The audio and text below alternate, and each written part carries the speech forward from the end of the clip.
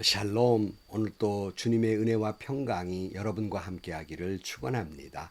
오늘 또 주님과 동행하고 말씀을 깊이 묵상하는 하루의 삶이 되시기를 주의 이름으로 간절히 축원합니다. 오늘 아침 하나님께서 우리에게 허락해 주신 말씀은 사사기 19장 1절에서 15절 말씀입니다. 이스라엘에 왕이 없던 때에 한 레위 남자가 에브라임의 산골에 들어가서 살고 있었다. 그는 유다 땅의 베들레헴에서 한 여자를 첩으로 데려왔다. 그러나 무슨 일로 화가 난 그 여자는 그를 떠나 유다 땅의 베들레헴에 있는 자기 친정집으로 돌아가서 넉 달 동안이나 머물러 있었다. 그래서 그 남편은 그 여자의 마음을 달래서 데려오려고 자기의 종과 함께 나귀 2마리를 끌어내어 길을 떠났다. 그 여자가 그를 자기 아버지의 집으로 데리고 들어가자 그 젊은 여자의 아버지가 그를 보고 기쁘게 맞이하였다. 그의 장인 곧 그 젊은 여자의 아버지가 그를 붙들므로 그는 사흘 동안 함께 지내며 먹고 마시면서 거기에 머물러 있었다. 나흘째 되는 날 그가 아침 일찍 깨어 떠나려고 일어나니 그 젊은 여자의 아버지가 사위에게 말하였다. 빵을 좀 더 먹고 속이 든든해지거든 떠나게. 그래서 그들 두 사람은 또 앉아서 함께 먹고 마셨다. 그 젊은 여자의 아버지가 사위에게 말하였다. 부디 오늘은 하룻밤 더 여기서 묵으면서 기분 좋게 쉬게. 그 사람은 일어나 가려고 하였으나 그의 장인이 권하여 다시 거기에서 하룻밤을 묵었다. 닷새 되는 날 아침에 그가 일찍 일어나 떠나려고 하니 그 젊은 여자의 아버지가 권하였다.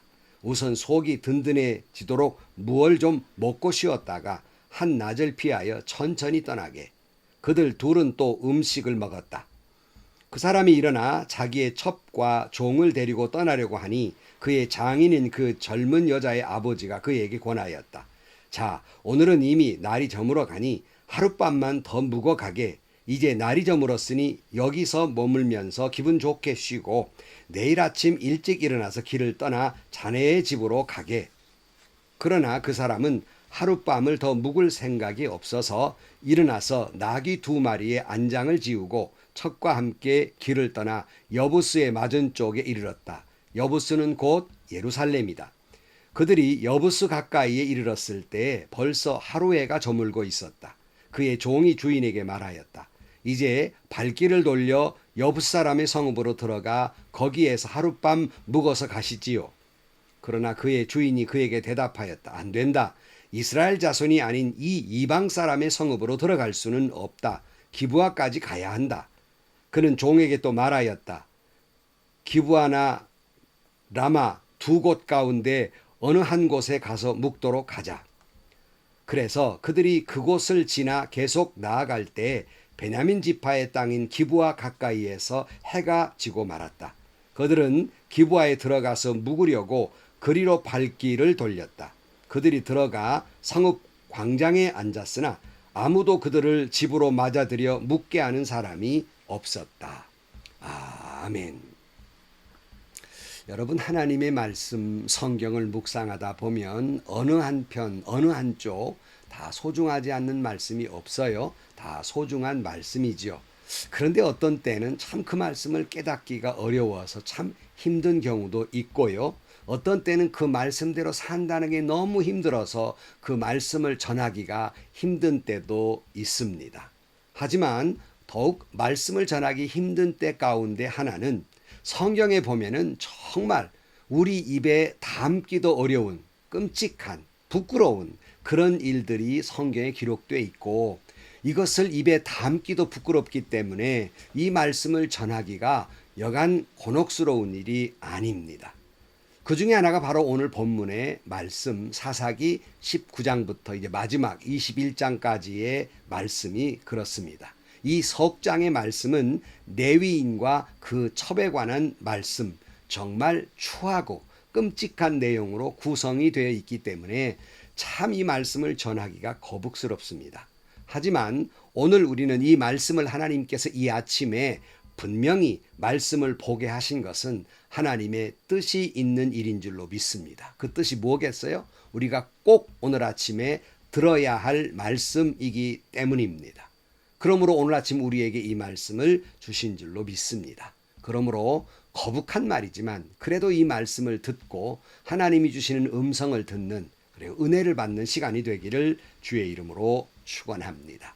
오늘 1절 말씀에 보면 이스라엘 왕이 없던 때에 한 레위 남자가 에브라임의 산골에 들어가서 살고 있었다. 그는 유다 땅의 베들레헴에서 한 여자를 첩으로 데려왔다 그랬어요. 여기 맨 시작은 사사기에서 익숙한 말씀이 있죠. 그것은 이스라엘의 왕이 없었던 때, 이렇게 말씀하고 있습니다. 왜 사사기는 계속 이 말씀을 강조하고 있을까? 뭔가 강조하는 내용이 있지 않겠습니까? 이스라엘의 왕이 없었던 때이다. 물론 역사적으로 구분해 보면 아브라함, 이삭, 야곱, 이 시대는 씨족 또는 족장 시대라 할 수 있는 이 시대가 있었고요. 이 시대를 지나서 아시는 대로 모세를 통해 이집트 땅에서 탈출해서 가나안에 들어가 12지파가 땅을 분배를 받습니다. 그러나 어떠한 무슨 왕을 세울 수 있는 국가 형태를 세우고 있지 않은 그런 상황이었습니다. 물론 당시 주변에는 왕도 있었고요. 가나안 땅에도 도시국가, 그러니까 도시마다 이렇게 나라의 형태를 가지고 있었는데 이스라엘에게는 왕이 없었습니다. 왕은 없었고 이 사건이 일어날 때마다 사사기를 처음 볼 때 말씀을 드렸습니다. 이 사건이 일어날 때마다 하나님께서 사사를 세워서 그들의 신앙을 지도하고 그 어려운 난관을 극복하면서 한 고비 한 고비를 넘겨왔던 그런 형태였습니다. 그러니 왕이 없었지요. 하나님은 사실은 이스라엘에게 왕을 세우기를 원치 아니했습니다. 그것은 왜냐하면 사람이 임금이 아니라 하나님이 왕으로 통치하는, 하나님이 다스리는 나라가 되기를 원하셨습니다. 그러나 성경을 보면 이스라엘 사람들은 하나님께 끊임없이 왕을 세워달라고 요청을 합니다. 사무엘상 8장 4절에 보면 그래서 이스라엘의 모든 장로가 모여서 라마로 사무엘을 찾아갔다. 그들이 사무엘에게 말하였다. 보십시오. 어른께서는 늙으셨고 아드님들은 어른께서 걸어오신 그 길을 따라 살지 않습니다. 그러므로 이제 모든 이방 나라들처럼 우리에게 왕을 세워주셔서 왕이 우리를 다스리게 하여 주십시오 그랬어요. 그러나 하나님께서는 사무엘을 통해서 사람을 왕으로 세우면 너희들이 오히려 다 어려움을 겪을 것이고, 아니 너희들은 이 왕의 종노릇까지 될 것이다 하고 경고의 말씀을 해주십니다. 그래도 그들은 왕을 세워달라고 요청을 하게 됩니다. 사무엘상 8장 19절 말씀에 이렇게 일러주어도 백성은 사무엘의 말을 듣지 않고 말하였다. 그렇지 않습니다. 우리에게도 왕이 있어야 되겠습니다. 우리도 모든 이방 나라들처럼 우리의 왕이 우리를 다스리며 그 왕이 우리를 이끌고 나가서 전쟁에서 싸워야 할 것입니다. 사무엘이 백성의 모든 말을 듣고 나서 주님께서 들으시도록 다 아뢰니 주님께서 사무엘에게 말씀하셨다. 너는 그들의 말을 받아들여서 그들에게 왕을 세워주어라. 그래서 사무엘은 이스라엘 사람들에게 각자 자기의 성읍으로 돌아가라고 일렀다. 하나님은 사람을 왕으로 세우는 걸 원치 않았지만 하도 그렇게 원하니까 하나님께서 그 요구를 들어주시게 됩니다. 결과가 어떻게 됐지요? 하나님의 경고의 말씀처럼 됐지요. 이스라엘의 왕 가운데에도 선한 왕보다는 악한 왕이 훨씬 더 많았다는 걸 우리는 잘 압니다. 이 하나님은 지금도 우리의 왕이 되기를 원하십니다. 무슨 말씀입니까? 하나님이 우리를 친히 다스리시고 섭리하시기를 원하십니다. 하나님이 우리의 왕이 되기를 원하시며 오직 우리는 하나님만 섬기고 하나님의 말씀에만 순종하기를 원하십니다. 하나님만 찬양하며 하나님만 예배하며 하나님 다스림 속에 살기를 원하십니다. 그러나 우리의 모습은 마치 이스라엘 사람들처럼 끊임없이 하나님이 아닌 다른 것을 왕으로 세웁니다. 내 자신이 나의 왕이 되어버리고 만 경우도 많고요. 물질이 왕이며 내 자존심이 왕이며 내 지식과 경험이 왕이며 내가 생각하는 것이 왕이 되어버린 그런 경우가 얼마나 많고, 이것들의 횡포가 우리를 얼마나 넘어뜨리고 불신앙으로 가게 하는지 경험으로 우리는 잘 알고 있습니다. 이렇게 진정 하나님을 왕으로 모시지 못한 결과로 사사기 내내 그들의 신앙의 타락상을 보여주고 있는 것입니다. 사사기 17장 6절 말씀 큰 주제지요. 그때에 이스라엘에 왕이 없었으므로 사람들은 저마다 자기의 뜻에 맞는 대로 하였다. 그러니까 하나님이 왕이 아니라 자기가 왕이니까 제 뜻대로 제 멋대로 살다 보니까 타락한 사람이 되어버리고 말았다는 거예요. 한 가정도 또한 그들을 가르쳐야 할 제사장 종교인들도 그들을 대표하는 지파들도 아니 온통 이스라엘 전체가 신앙적으로 타락하게 된 것입니다. 여러분, 이 말씀을 보면서 우리는 진정 솔직하게 한국 기독교를 깊이 생각해 볼 필요가 있습니다. 그 비참한 결과로 오늘 또한 종교 지도자들 또 특별히 이 레위인 입에 담기도 싫은 타락한 모습의 이야기가 시작이 되는 겁니다. 1절을 다시 읽어드리면 이스라엘에 왕이 없던 때에 한 레위 남자가 에브라임의 산골에 들어가서 살고 있었다. 그는 유다 땅의 베들레헴에서 한 여자를 첩으로 데려왔다. 에브라임 산골에 사는 그러한 레위 남자가 첩을 두고 살았다 이렇게 표현해요. 그러니까 이 당시에는 첫 번째 부인, 두 번째 부인도 있었어요. 이 부인들은 분명 자기의 그 부인이죠. 근데 첩이 따로 있었다. 이 원어를 가만히 들여다보면요. 이 첩이라고 하는 건 부인이 아니라 단순히 이 남자의 육체적 욕망을 해결하는 그런 존재였다 할 수 있습니다. 그러니 아니 세상에 레위 사람이 이런 첩을 두었다는 것은 이 당시에 얼마나 이스라엘 전체의 가치관이 얼마나 무너졌는지, 율법과 그 신앙이 얼마나 무너졌는지, 일부 일처라고 하는 창조의 원리는 잊은 지 오래고 간음하지 말라는 말씀도 잊은 지 이미 오래된 상태, 얼마나 이들이 타락했는가를 잘 말해주고 있는 겁니다. 여러분, 성경에서 뭐라고 말씀하고 있습니까? 출애굽기 15장 5절 말씀에 이제 너희가 정말로 나의 말을 듣고 내가 세워준 언약을 지키면 너희는 모든 민족 가운데에서 나의 보물이 될 것이다. 온 세상이 다 나의 것이다. 그러므로 너희는 내가 선택한 백성이 되고 너희의 나라는 나를 섬기는 제사장 나라가 되고 너희는 거룩한 민족이 될 것이다. 너는 이 말을 이스라엘 자손에게 일러주어라. 이렇게 말씀하고 있고 레위기 18장 1절 말씀에 주님께서 모세에게 말씀하셨다. 너는 이스라엘 자손에게 말하여라. 그들에게 이렇게 일러라. 내가 주 너의 하나님이다. 너희는 너희가 살던 이집트 땅의 풍속도 따르지 말고 이제 내가 이끌어 갈 땅 가나안의 풍속도 따르지 말아라. 너희는 그들의 규례를 따라 살지 말아라. 그리고 너희는 내가 명한 법도를 따르고 내가 세운 규례를 따라 살아라. 내가 주 너희의 하나님이다. 그러므로 너희는 내가 세운 규례와 내가 명한 법도를 지켜라. 어떤 사람이든 이것을 지키기만 하면 이것으로 그 사람이 살 수 있다. 나는 주다. 나는 너의 하나님이다. 내 말대로 살아라. 세상의 법도를 따르지 말라고 분명히 말씀하고 있습니다. 하나님은 우리가 하나님의 거룩한 백성으로서 거룩한 삶을 살기를 원하십니다. 하나님의 말씀에 따라 법도와 규례를 잘 지키며 살기를 원하십니다. 고린도 3장 16절 말씀에 바울이 이렇게 말했습니다. 여러분은 하나님의 성전이며 하나님의 성령이 여러분 안에 거하신다는 것을 알지 못합니까? 누구든지 하나님의 성전을 파괴하면 하나님께서도 그 사람을 멸하실 것입니다. 하나님의 성전은 거룩합니다. 여러분은 하나님의 성전입니다. 여러분은 하나님의 성전입니다.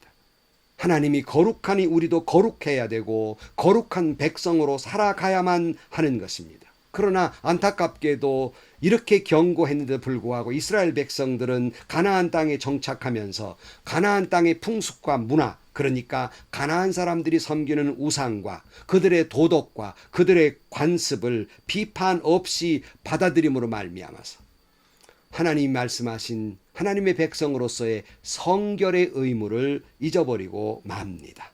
성직자 레위인조차 가나안 풍속을 쫓아 이 범죄함으로 이것에 무감각해져 버리고 만 것이에요. 여러분, 레위인은 종교인이라고 말씀드렸죠. 레위인이 뭐 하는 사람입니까?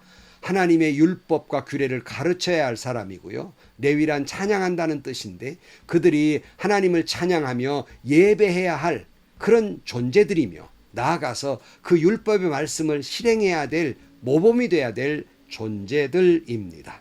그런데 이들이 타락했다마는 이 당시에 이스라엘 전체가 얼마나 타락했는지를 잘 말해주고 있는 거예요. 오늘날 이 시대에 많은 사람들이 여러분 성적으로의 타락함, 여러분 말로 입에 담기 부끄럽지요. 아니 어디 일반 사람들 뿐입니까? 성도들은 어떠합니까? 아니 성도들 뿐입니까? 목회자들의 이와 같은 타락의 모습, 정말 가장 거룩해야 할 교회와 정말 가장 거룩해야 할 성도가 정말 가장 거룩해야 할 목회자들이 성직자들이 타락했다면 이 시대는 어떻게 됩니까? 2절 말씀 오늘 본문에 보면 이렇게 말씀합니다. 그러나 무슨 일로 화가 난 그 여자는 그를 떠나 유다 땅의 베들레헴에 있는 자기 친정집으로 돌아가서 넉 달 동안이나 머물러 있었다 그랬어요. 첩이 무슨 일인지 화가 나서 친정으로 돌아가 넉 달 동안 있었다 그랬는데요. 다른 번역에 보면 음행을 했다라고 기록하고 있고 사실은 이 음행이란 말을 다른 말로 말하면 계속적으로 화가 났다라고 해석하기 때문에 이 두 가지로 해석할 수 있어요. 음행했다라고 할 수도 있고 화가 났다고 할 수 있습니다. 아무튼 이 여자는 음행을 했고 그리고 화가 나서 아마 자기 그 첩으로 있던 자리에서 친정으로 돌아가 버리고 말았어요. 이쯤 되면 버려야 되잖아요. 그런데 이 덜 떨어진 레위는 그의 마음을 달래서 데려오려고 갔다 그랬어요. 3절 말씀에 그래서 남편은 그 여자의 마음을 달래서 데려오려고 자기의 종과 함께 나귀 2마리를 끌어내어 길을 떠났다. 그 여자가 그를 자기 아버지 집으로 데리고 들어가자 그 젊은 여자의 아버지가 그를 보고 기쁘게 맞이하였다. 그의 장인 곧 그 젊은 여자의 아버지가 그를 붙들므로 그는 사흘 동안 함께 지내며 먹고 마시면서 거기에 머물러 있었다 그랬어요. 여기서 젊은 여자라는 표현은 어리다는 뜻이에요. 그러니까 어찌 보면 뭐 남자를 대할 수 있는 나이가 아니라 아주 어린 나이, 이런 나이의 여자였기 때문에 어린아이 달래려고 했다 그랬어요. 아니 레위가 이런 어린 사람을 첩으로 두다니 이게 말이 되는 일입니까? 그런데 장인이 극진히 대접하니까 거기에 고소롬해서 계속 머물러 있었습니다. 하지만 8절에 5째 되는 날 아침에 그가 일찍이 일어나 떠나려고 하니 그 젊은 여자의 아버지가 권하였다. 우선 속이 든든해지도록 뭘 좀 먹고 쉬었다가 한낮을 피하여 천천히 떠나게. 그들 둘은 또 음식을 먹었다.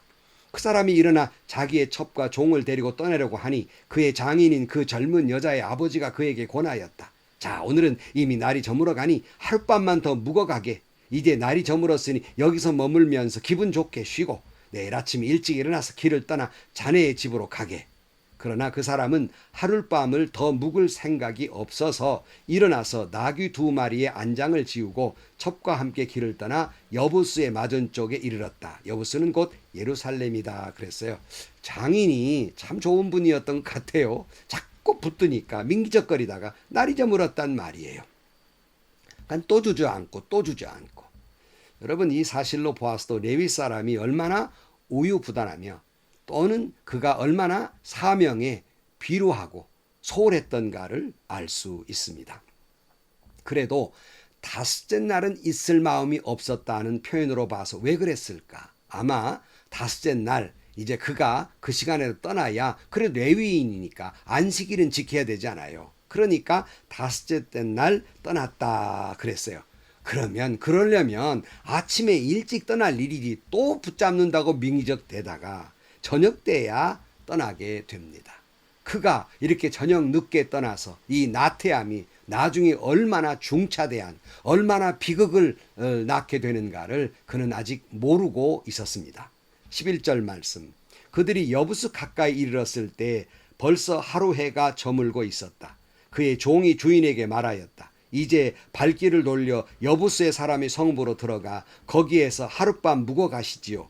그러나 그의 주인이 그에게 대답하였다. 안 된다. 이스라엘 자손이 아닌 이 이방 사람의 성읍으로 들어갈 수는 없다. 기브아까지 가야 한다. 그랬어요. 여부스의 그 맞은편에 있는데 날이 저물어 버렸습니다. 여부스는 나중에 예루살렘이 되는데요. 아직은 여기가 이방 사람들이 사는, 그러니까 점령되지 않은 땅이었습니다.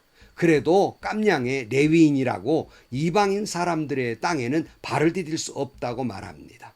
이 타락한 레위인, 그러면서 무슨 종교 잘 믿는 척, 거룩한 척, 흉내는 다 내고 있습니다.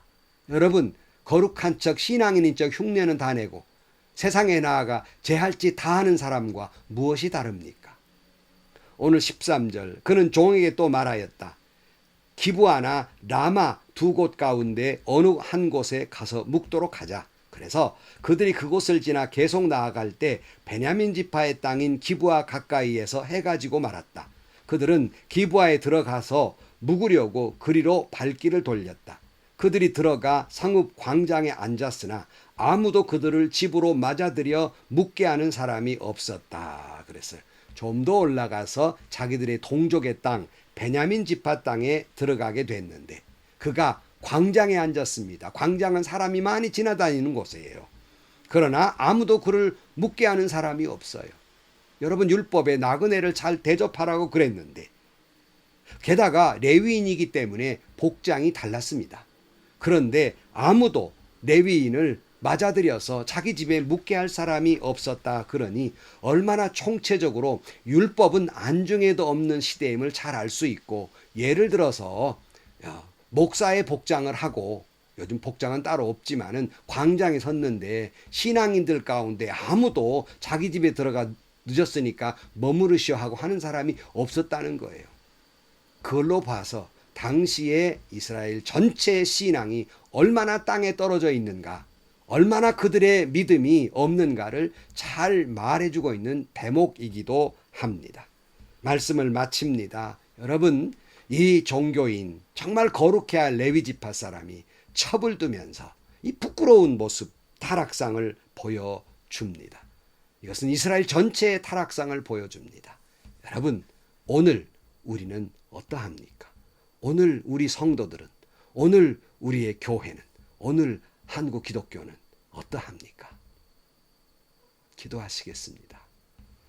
하나님 아버지, 미가의 집안을 보고도 부끄러웠는데, 또 단지파 사람들의 모습을 보고도 부끄러웠는데, 또다시 산골에 사는 레위 사람의 부끄러운 모습을 봅니다. 우리의 철저한 민낯을 보는 듯 합니다. 하나님, 하나님의 거룩한 백성으로 한국교회가 거룩하게 되게 하여 주옵소서. 한국교회 목회자들, 성직자들이 거룩하게 하여 주옵소서. 한국교회 모든 성도들이 거룩한 백성이 되게 하여 주옵소서. 예수님의 이름으로 기도하옵나이다. 아멘. 여러분, 어디 이스라엘 사람들 뿐이겠습니까? 우리가 철저하게 기도하고 말씀에 붙들겨 살지 아니하면 우리도 이 모양 이 꼴이 됩니다. 다시 한번 하나님이 한 번 더 기회를 주실 때 우리 모든 한국 기독교 성도, 성직자, 교회는 회개하고 하나님의 말씀에 따라 거룩한 백성, 여호와의 영이 거하시는 거룩한 처소가 되는 저와 여러분들이 되시기를 축원합니다. 오늘도 행복하시고요. 오늘도 좋은 일이 가득한 하루가 되시기를 주의 이름으로 간절히 축원합니다.